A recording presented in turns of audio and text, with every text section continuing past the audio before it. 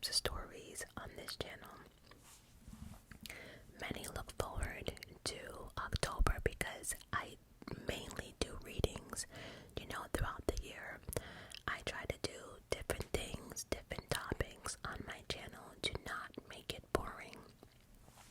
But many just love when I just read stories. So many do look forward to this month because technically I am dedicating this month to my lovies who like creepy stories and who just want to hear something to fall asleep to.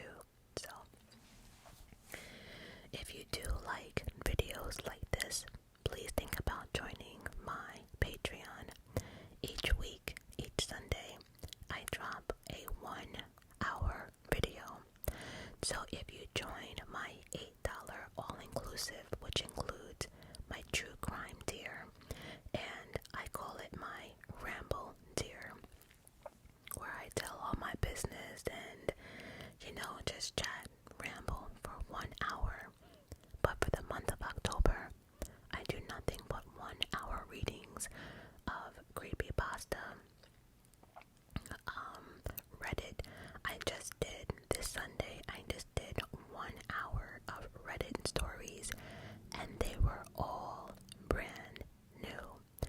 Never heard of them, and actually people were dropping them like maybe 2 hours ago before reading them, so they are definitely brand new stories, and I will be doing that for the whole month of October. 1 hour, nothing but readings, stories, conjuring, whatever my Patreon babies want me to do, we're doing, and everyone is actually excited about, the readings. I am also excited to say that if you do join my $8 tier, which will include the true crime tier and the ramble like I mentioned, you actually have, if you join today, you have 90 plus hours of nothing but my videos to binge on. And if you join one of the other tiers separately, which is $5, you have over 40 plus hours of videos to binge on. So, I do hope to see you there. Now, in today's video, I will be reading 3 short stories. This one will be from the urban legend Bizarre Tales You Won't Believe, and they are very, very short. So, I will be eating my juicy pear and jelly beans while doing these stories.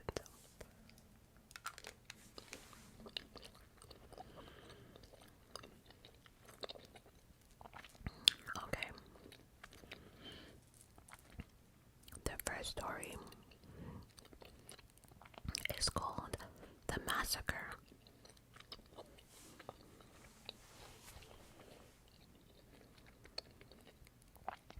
In 2007, an Ohio newspaper reported the rumors buzzing around a local university campus.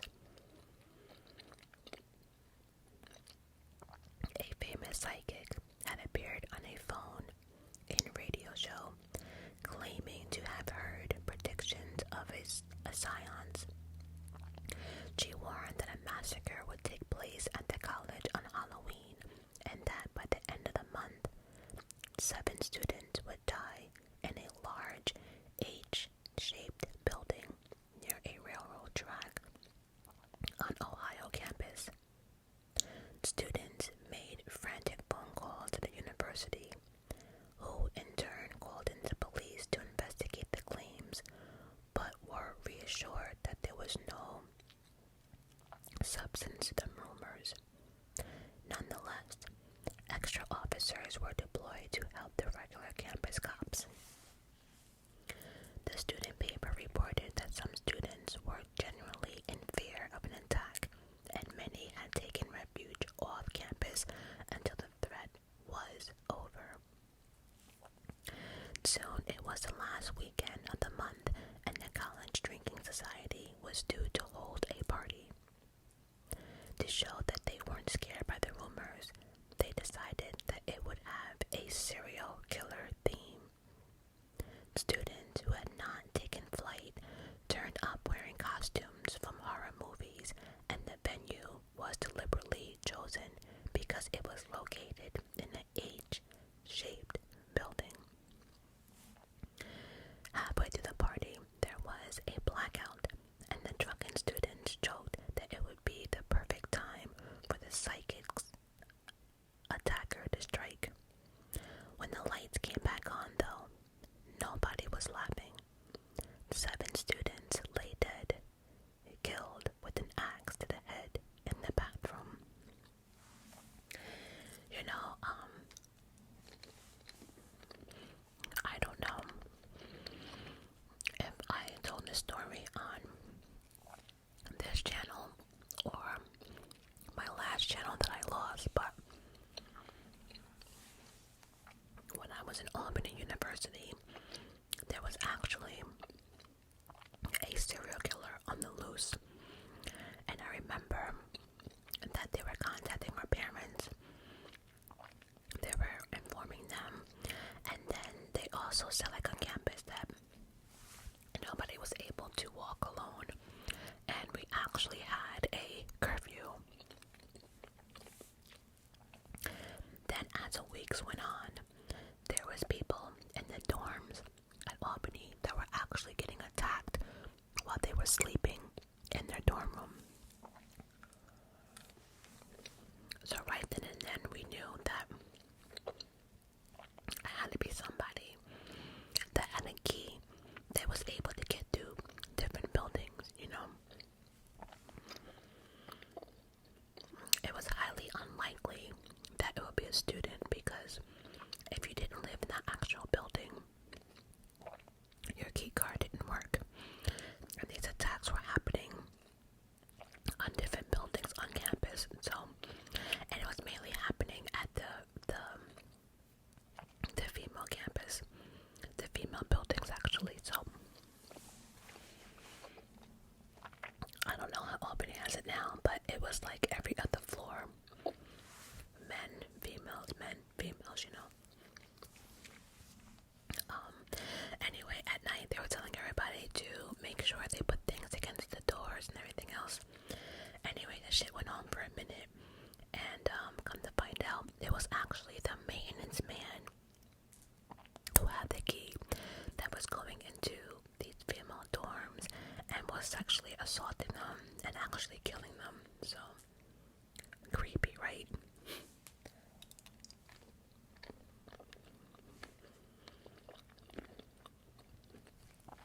It's so funny too, because, you know, college kids never listen, but we listened. So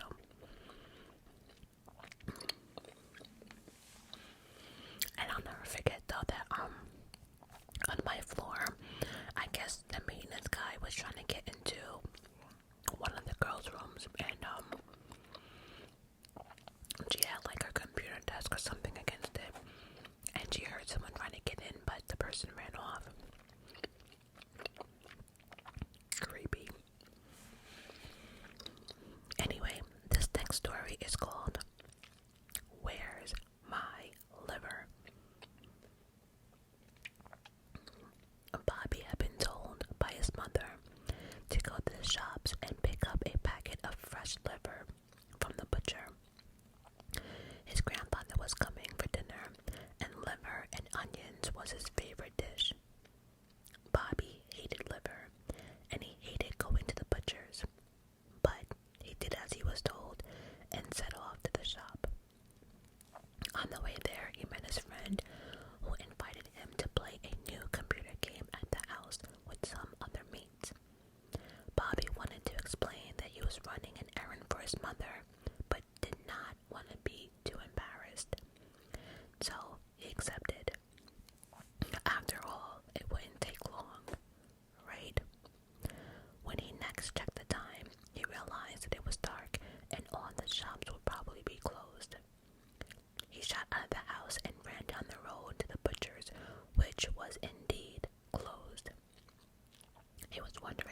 he would say to his mother when he saw an old man rummaging around in the bins to the rear of the shop. He looked like a tramp, with greasy gray hair plastered over his dirty skin. Next to him was a supermarket trolley filled with filthy bags. The man saw him, and though Bobby wanted to run away, he was curious, so he asked the man what he was looking for.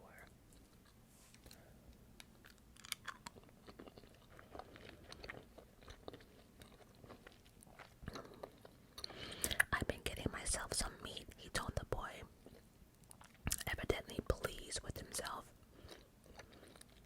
"They throw out perfectly good stuff here every day," he added, pointing at the bins. Bobby saw that he had filled his trolley with lumps of meat wrapped in paper, and on top was a fat calf liver. Before the old man could react, he grabbed it and ran off home as fast as he could. All the way down the high street, Bobby could hear the trolley squeaking after him, but there was no such way an old man could keep up with a young boy.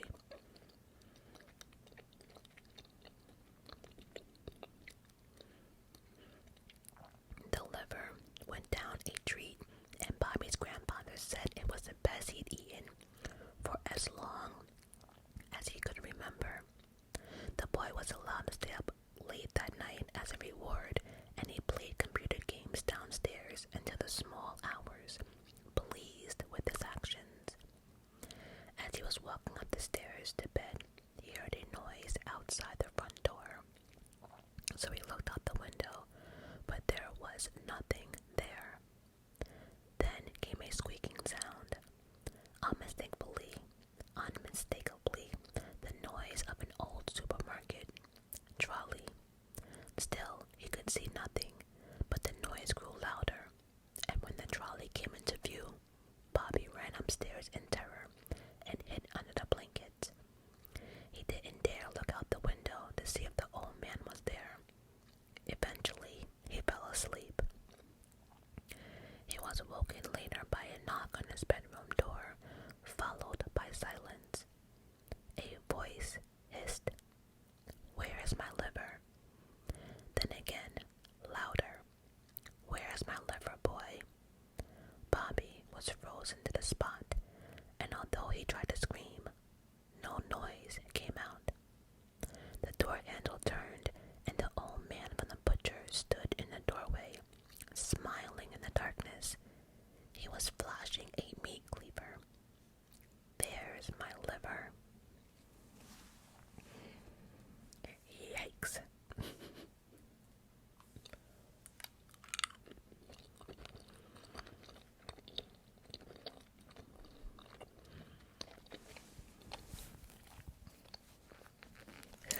This last story is called The Bridge.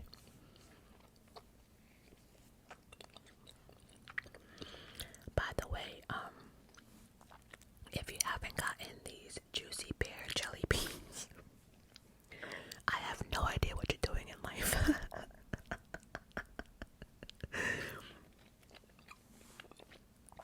These things are so addicting, it's not even funny. Although you probably couldn't find them now because everything in the store is chocolate. And you know your girl does not care for chocolate like that unless it's white chocolate. But anyway, let's get to this last story.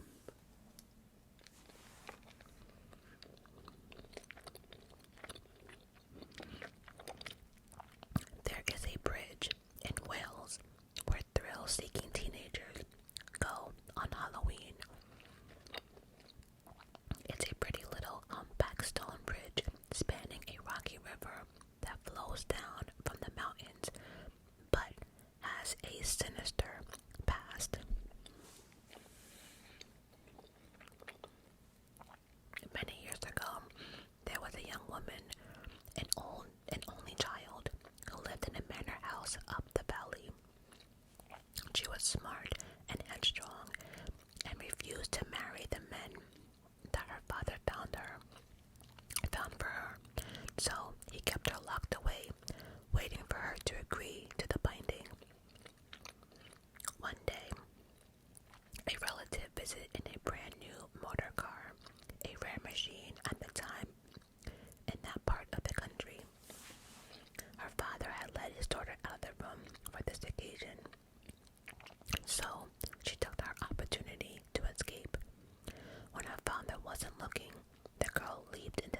seat and sped off down the valley.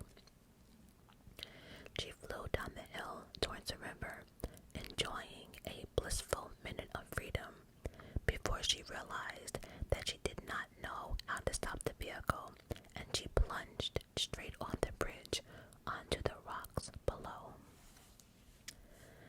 Now, many years later, it's said that she haunts the bridge. If you flash your headlights as you're driving over it, your car will stall. If you're lucky, it will start again in a few minutes and you can be on your way. But if you're not, you will hear the girl knocking on the window. If you don't open a door to let the girl in, you will die in a car accident within the week. The girl never managed to escape.